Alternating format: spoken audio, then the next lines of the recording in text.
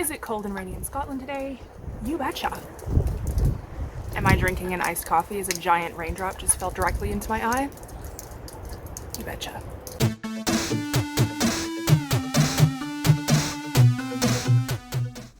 I've spent months mooning over these really cool, glittery, snow globe style, double-walled insulated cups. I've been watching them on TikTok and the amazing creators out there who do some really fantastic work, and I thought, you know what? I bet I can do this. I bet I can make an amazing one all by myself. I was very wrong. I was wrong. To get started with this project, you're first going to need a double wall insulated cup. It does have to be a double wall, and you will see why in just a short amount of time. I wanted the extra large ones, so I bought them on Amazon. You're also going to need clear PVA glue. I also wanted to try out using vegetable glycerin. You're also going to need a whole bunch of glitter and other things that you want to add. You're also going to need some drill bits and, of course, a drill. So to get started, we're going to take the lid off of the cup and flip it upside down. The reason that we need a double wall cup is because we're going to be filling that space with the glitter additions and the liquid. So as you can see here, you can sort of see that there's two layers to this cup. We're going to be drilling through only the top layer. There's a big risk here that you can crack your cup and basically just ruin it instantaneously. So I went incredibly slow and I was very paranoid and my heart rate was extremely elevated the entire time that I was doing it. I've sped it up so that you don't have to watch the whole 30 minutes of me very slowly digging this hole. You do have to do it on the side and then it will make this sound. It was at this point that I really thought that I had cracked the cup, and you can see me sort of checking. I hadn't, though. It was just me getting through the first layer, and then you reverse your drill to get it out and try and reduce the risk that you're going to get any of those shavings down inside, because if you do get them inside, there's no getting them back out. That's just how it is now. You can see here how I drilled through the top, but not the bottom. If you drill through the bottom, that is it. That's the end of the project. It's a fail. That's the end. Fini. If you've managed to complete step one without ruining the project, then you're going to move on to filling your cup with glitter or whatever else you want to put in there. I was using a bunch of different glitters. This part took a lot longer than I thought that it would. I was making this cup for a friend of mine who requested an orange and black sort of spooky theme. So as you can see, I'm trying to use a pencil to try and poke the glitter into the cup, and then I was trying to use the eraser side to poke the glitter into the cup. It wasn't working very well. I've seen a lot of creators on TikTok using like Cricut or like Silhouette sort of weeding tools, but I did not have any of those, so I was just trying to use what I had around. So as you can see, I'm sort of like kind of flooding the top. I'm trying to poke the glitter down. It's not going well. It's taking forever, and I'm not very successful. I'm getting more glitter on the sides, around the cup rather than inside of it. I will say that I personally think that these cups look better with chunkier glitters. You can use some fine glitters, but they don't tend to float quite as well. So I used a bunch of these chunky glitters. You can see here that I'm adding some black star glitter into the cup. It's going a little bit better with the stars, but it's still, it's not great. It was at this point I decided the orange I was using wasn't orange enough, so I went and got a different orange. I'm getting into a bit more of a rhythm with using the pencil eraser now, but I also learned that tapping the cup makes a huge difference. I also then, of course, had to add a different orange glitter. Flooding the top and poking it in with the eraser seems to be working pretty well. Tapping is huge. You're not going to get it to go down the sides without tapping, and I was really worried that I was going to really annoy my neighbors. So you can see that there is glitter going down in between the walls of the cup, which is good. That is the goal. It's hard to know exactly how much is enough glitter, but most guides that I have seen suggest about 3/4 to an inch of glitter once it's all in there and stacked. And as you can see, I'm not quite there yet with this cup. I also did add some fine glitter, despite all of the guides telling me not to, because I thought, well, I can't be tamed. So I did add some fine glitter, and I'm not mad at the final result, but I will say that if you only used fine glitter, it probably isn't going to look like the sort of snow globe that you're imagining in your mind. If you are wondering where I got this glitter, it is from Hemway. They have a wide range of different glitters, and they probably have something for you. And then you're just going to keep doing that. You're going to keep adding glitter and seeing how the mix looks until you think that you have enough. I wanted to test out different liquid additives to give it the snow globe effect. First, I wanted to try out the glycerin, and I tested it out inside of a cup because once you put it inside between the walls, there's no getting it out again. That is a final decision. So I decided to test it out in the cup first with the correct amounts of 2 parts water to 1 part glycerin to see how it would turn out. And I gave it a good stir, and then I'm going to add some glitter and I'm going to show you how it turned out. After I mixed together the glycerin and water, I added a bunch of glitter and then I gave it a big stir to see how long it would take the glitter to settle down at the bottom. If you want a cup that's very fluid, that the glitter moves around very easily, then glycerin and water is probably the right mixture for you.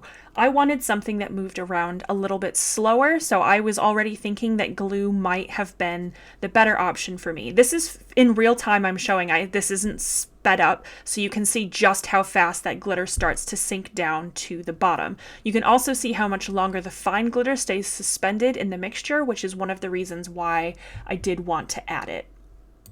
I'll also say that especially if you're doing these larger cups that are going to require more liquid, that PVA glue is probably going to be a cheaper option than buying vegetable glycerin. It's not super expensive, but if you were going to be doing a bunch of these cups for Christmas gifts per se, or for somebody's birthday, then the costs can mount up pretty fast with these, especially given that the cups aren't very cheap to begin with. And here's what it looked like at the top. So most of the glitter sank to the bottom, but there were some that stayed floating on the top of the glycerin and water mixture. I then repeated this experiment using the clear PVA glue. It's 2 parts water to 1 part glue. I gave it a big stir with a pencil the same way I did before, and again, this is in real time, so you can see just how the exact speed at which that glitter is falling. It's still falling down through the mixture pretty fast, but there's a lot more that's still kind of suspended up in the liquid. It's sort of floating around a bit more rather than falling straight down, and it just kind of gave the look more that I was after personally. For you, it might be different. I forgot to show this in the beginning, but you're going to need some way to get the liquid down into the tiny hole. You might be able to find a funnel that's small enough, but sometimes it just doesn't really work. I didn't have any funnels that were small enough to fit inside the hole that I bored, so I decided that I was going to try one of these squirty condiment bottles. I had them laying around the house from tie-dye projects that I've done in the past.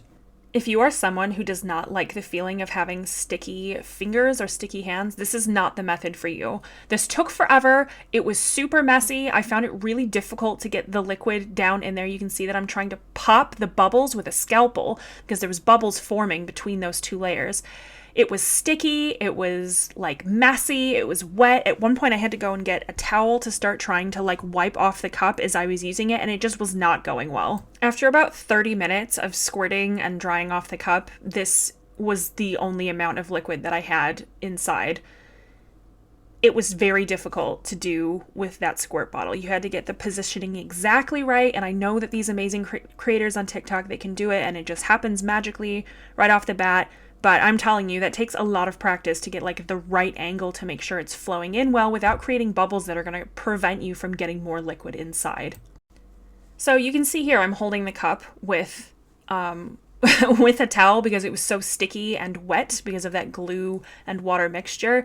And you can see here how many bubbles are forming as I try to squirt the solution into the cup. This was probably made worse by the fact that I shook the mixture to mix together the water and the glue. If I was going to do this again, I would probably mix it up and then leave it for maybe 30 minutes and hope that it didn't separate out. Once I got all the water up to the top, I decided to let it sit for a couple of days because that's what I had learned from tutorials was the right thing to do. So while that other cup was soaking, I decided to get started on the second one. For some reason, I was even more nervous drilling the hole on this one than I was on the first one, but it turned out okay. So just like the first cup, I'm filling it with glitter. I was using these sort of chameleon mylar flakes, which I really enjoy. I'm filling it up, I'm using lots of different glitter, and I decided, you know what, I really want this one to glow in the dark. So I decided that I was going to add some Culture Hustle lit powder. Now, if you are both a fan of Culture Hustle products and also a scientist, you will already be laughing at me for choosing acrylic tumblers and the Culture Hustle lit powder. If you are unfamiliar why this is a terrible decision, you will learn later in this video. For this one, I decided to try using a syringe, which I had left over from the resin dice experiments video that I did 6 months ago or so. This was by far the biggest game changer for me in making these cups. The syringe worked so much better than the squirty condiment bottle. Like, I cannot accurately tell you with words the immediate relief that I was able to just squirt it into the cup and none came back out, and the amount of bubbles was a lot more minimal, and there wasn't sticky glue mixture all over my hands. Just look how much easier this flows using the syringe versus the squirty condiment bottle. It was an absolute game changer. After you've let your cups soak for a while, it is time to seal them up. This is also scary. I used a bit of double-sided sellotape without the backing removed for these 2 cups. I cut it to size with an X-Acto knife. I did have to keep sort of dabbing around because it's not going to stick properly if that is wet at all. You can also use an alcohol wipe. And then you need to seal it with resin. I used UV resin. Y'all, please, if you are using resin, use a respirator, use gloves, only do this outside or in a very well ventilated area. Like, please take your safety seriously. After the tape seal had cured, I decided to put some glitter on for the second seal, because you do have to do 2 layers no matter whether you add glitter or not. It was just something that I thought would look cool and to cover sort of that ugly sellotape. So I added more UV resin. This was a bit hard to make sure that it was all even and that it was even before it started curing, because as you can see, I'm not in an unlit room for this.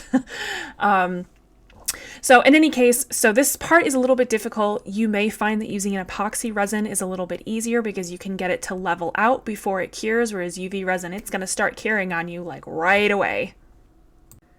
As you can see, my attempts at having it be level were a little bit underwhelming. On both cups, they both looked kind of chunky. They weren't super even.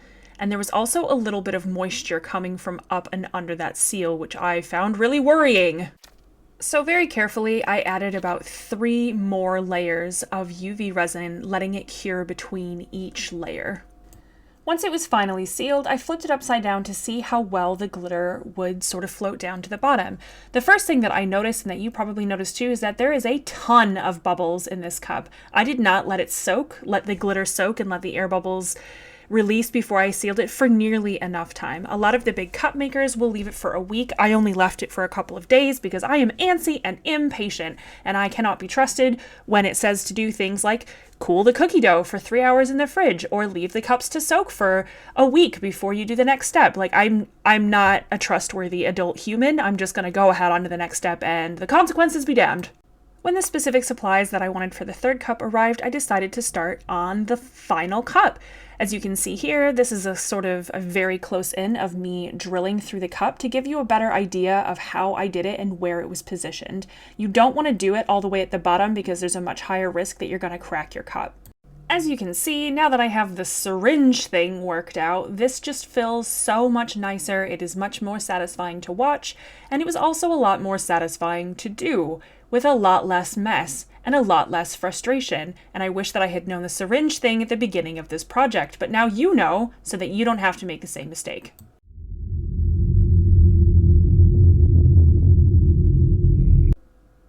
Obviously, things are going too well.